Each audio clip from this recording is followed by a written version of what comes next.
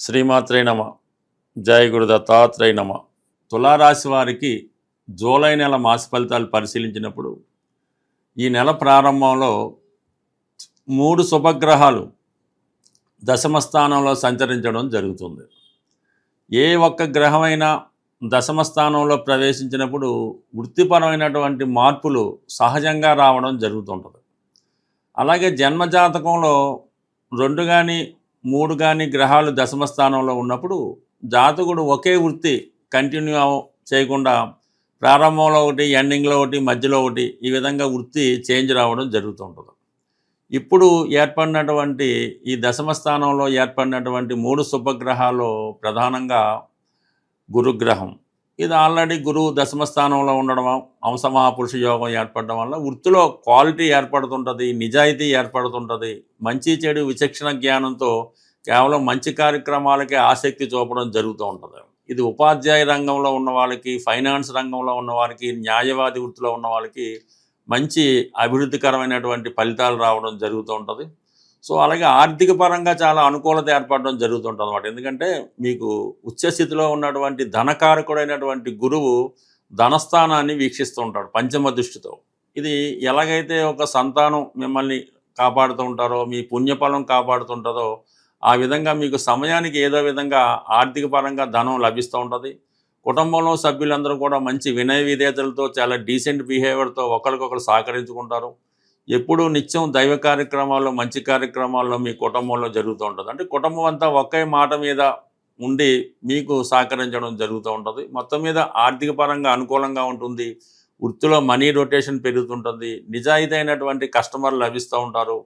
దైవబలంతో మీ యొక్క అన్ని సమస్యలకి పరిష్కారం దొరుకుతూ ఉంటుంది. అంటే కొత్త వృత్తి ప్రయత్నం చేస్తున్న వాళ్ళకి అనుకూలిస్తూ ఉంటుంది. వృత్తిలో మారాలని మీ ఆలోచన కూడా నెరవేరుతుంది. ఎందుకంటే ఇక్కడ తృతీయాధిపతి దశమ స్థానం కాబట్టి వృత్తిపరమైన చేంజెస్ రావడం జరుగుతుంటుంది. ఇక ప్రధానంగా శుక్రుడు రాష్ట్రాధిపతిగా, అష్టమాధిపతిగా దశమలో రావడం వల్ల వృత్తిలో ఒకేసారి గ్రేడ్ పెరుగుతూ ఉంటుంది. మీరు ఒక సబార్డినేట్గా జాబ్ చేస్తుంటే పై అధికారికి ఏదో ఇబ్బంది రావడం వల్ల మీకు సడన్గా పొజిషన్ రావడం జరుగుతూ ఉంటుంది. కొన్ని సందర్భాల్లో మీరు ఒక హీరోగా సినిమా తీయడం కానీ, మీరే ప్రధానంగా ఉంటూ ఒక ప్రొడక్ట్ స్టార్ట్ అవ్వడం కానీ జరిగే అవకాశం ఉంది. అంటే వృత్తిపరంగా మీకు సడన్గా హోదా పెరిగే అవకాశం ఉన్నది. మరి కొంతమంది ఒక మంచి అవకాశం రావడం వల్ల చేస్తున్నటువంటి వృత్తిని రిజైన్ చేసో, మధ్యలో వదిలేసో వేరొక ప్రాజెక్ట్ చేపట్టి వేరే విధంగా డెవలప్మెంట్ అవ్వడానికి కూడా ఈ శుక్రుడు దశమస్థాన సంచారం మీకు అనుకూలించడం జరుగుతుంది. ఇక ఫైనల్గా బుధుడు మరి భాగ్యాధిపతిగా రాజ్యస్థానం అనేది భాగ్య రాజ్యాధిపతి యోగం యాక్టివేట్ అవుతుంటుంది టెంపరీగా. వృత్తిలో చేస్తున్న వృత్తికి అదనంగా కొంత అవకాశాలు రావడం జరుగుతుంటుంది. ఒకేసారి 2 ఉద్యోగాలు చేయడమో, 2 ప్రాజెక్టులు చేయడమో, 2 సినిమాలు చేయడమో జరుగుతూ ఉంటుంది. అలాగే కంప్లీట్గా మీరు ఒక స్పెషల్ ఎంట్రీ లాగా మీ జీవితంలో ఎక్కడికి వెళ్ళినా కూడా గౌరవం లభిస్తూ ఉంటుంది. సో మొత్తం మీద అటు శుక్రుడు, అటు గురువు 2 శుభగ్రహాలు ఇంచుమించుగా 2 కూడా ఒకరు స్థిరాస్తి సంబంధించినటువంటి లిక్విడ్ గోల్డ్, అలాగే స్థిరాస్తులకి లేదంటే ఫైనాన్స్కి 2 కూడా ధనాన్ని ఇచ్చే గ్రహాలు దశమ స్థానంలో ఉండడం వల్ల అనుకూలత ఏర్పడుతుంది. ప్రధానంగా ఈ రాశిలో ఉన్నటువంటి స్త్రీలకి ఏదైనా మంచి ఉద్యోగం రావడం కానీ, ఒక హోదా రావడం కానీ, ఒక సెలబ్రిటీ హోదా లభించే అవకాశం ఉంటుంది.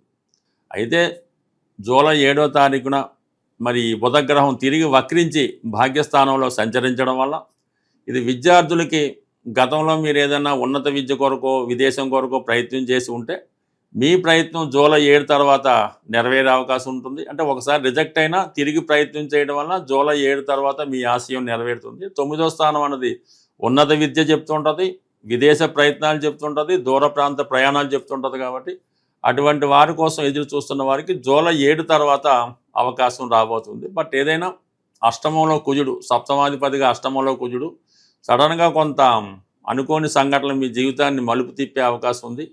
అది కుటుంబ విషయాల్లో కానీ, ఆర్థిక విషయాల్లో కానీ, బంధువర్గం వారితో కానీ కొన్ని విభేదాలు, అనుకోకుండా కొన్ని చికాకులు రావడం జరుగుతుంది. అలా ఏదైనా కొద్ది ప్రమాదకర వృత్తుల్లో ఉన్న వాళ్ళు కానీ, అలాగే ప్రమాదకరమైనటువంటి వాటిలో పాల్గొనేవారు కొంత జాగ్రత్తగా ఉండడం మంచిది. అంటే అష్టమంలో కుజుడు సడన్గా కొన్ని ప్రమాదాలు కలిగే అవకాశం ఉంటుంది. కాబట్టి ప్రమాదాలు జరగకుండా జాతకుడు తగు విధమైనటువంటి జాగ్రత్తలు తీసుకోవడం అన్నది ఉత్తమమైన పని. అయితే 6వ స్థానంలో శని నిరుద్యోగులకి కల్పవృక్షంలో మీరు ప్రయత్నం చేయాలి తప్ప ఏదో ఒక ఉద్యోగం లభిస్తూ ఉంటుంది. జాస్టీగా 5లో ఉన్నటువంటి రాహు అత్యాశకు పోవడం వల్ల, ఈ స్పెక్యులేషన్ వల్ల టోటల్గా నష్టపోయే అవకాశం ఉంటుంది. ఒక నమ్మక ద్రోహం జరగడం కానీ, ఆత్మీయులు దూరం అవడం కానీ జరిగే అవకాశం ఉంటుంది. ఈ విషయంలో కొంత జాగ్రత్త పడడం మంచిది. తీవ్రమైనటువంటి ఆర్థిక ఇబ్బందులతో బాధపడుతున్న వాళ్ళు బుధవారం రోజు ఒక కిలో అటుకులు, అంటే గట్టి అటుకులు, ఒక అరకిలో బెల్లం, అంటే బెల్లం పౌడర్గా కొట్టి ఈ అటుకులు బెల్లం కలిపి బుధవారం రోజు ఎనీ విష్ణుమూర్తి టెంపుల్, వెంకటేశ్వర స్వామి, సత్యనారాయణ స్వామి, లక్ష్మీ నరసింహస్వామి టెంపుల్లో కానీ, ఈవెన్ వినాయకుడి టెంపుల్లో అయినా సరే ఈ బుధవారం రోజు అక్కడ భక్తులకి, అంటే స్వామికి నైవేద్యంగా పెట్టి భక్తులకి పంచిపెట్టవలసి ఉంటుంది ఈ అటుకులు. అలాగా కేవలం మీరు 3 వారాలు చేయడం వల్ల ఆర్థిక పరంగా మీకు ఎంతటి ఇబ్బందులు ఉన్నా సరే 100% మీకు ఆ సమస్యకి పరిష్కారం అన్నది దొరుకుతూ ఉంటుంది. అలాగే పెద్ద పెద్ద సంస్థలు రన్ చేస్తున్న వాళ్ళు, వ్యవసాయ క్షేత్రాలు ఉన్నవాళ్ళు ఏదో ఒక రోజు, మంగళవారం రోజు అనుకోండి, మంగళవారం రోజు ఈ గోధుమ నూక, అంటే బొంబాయి రవ్వ అంటారు, 1 కిలో గోధుమ రవ్వ, 1 కిలో పంచదార, 1 అరకిలో నెయ్యి, ఈ 3 శుభ్రంగా మిక్స్ చేసి మీ యొక్క కాంపౌండ్ బౌండరీ ఏదైతే ఉందో, అంటే వ్యాపార సంస్థకి 4 పక్కల ఉన్న బౌండరీలో 4 పక్కల అది జల్లుకుంటూ వెళ్ళిపోవాలన్నమాట. అంటే చీమలకు ఆహారంగా, సింపుల్ మాట, చీమలకు ఆహారంగా ఈ నెయ్యితో కలిపినటువంటి గోధుమ నూక, అంటే అటు రవి యాక్టివేట్ అవుతాడు, గురువు యాక్టివేట్ అవుతాడు, కుజుడు యాక్టివేట్ అవుతాడు.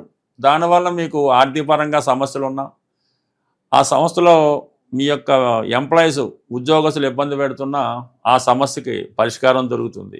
ఇది ఒక విధమైనటువంటి సమస్య పరిష్కారం. ఇందాక చెప్పిన అటుకుల సంబంధి ఇది చాలా ట్రెడిషనల్ మాట.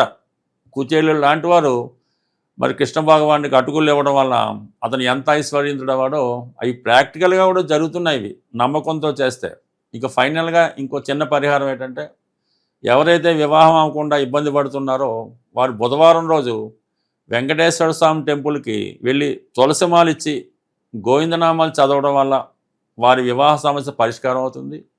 విద్యార్థులైతే బుధవారం రోజు విఘ్నేశ్వర టెంపుల్లో గరికతో అర్చన చేసుకొని, కొద్దిగా గరిక తీసుకొని మీ బుక్స్లో పెట్టుకోవడం వల్ల కంప్లీట్గా మీకు విద్యాపరంగా ఎదుర్కొన్నటువంటి సమస్యలు పరిష్కారం అవడం జరుగుతుంటుంది. బట్ ఏదైనా ఇవన్నీ సింపుల్ సమస్యలు, పెద్ద ఏమీ యజ్ఞయాగాదులు ఏం చేయక్కర్లేదు. మీ శక్తి కొలది సింపుల్ రెమెడీ.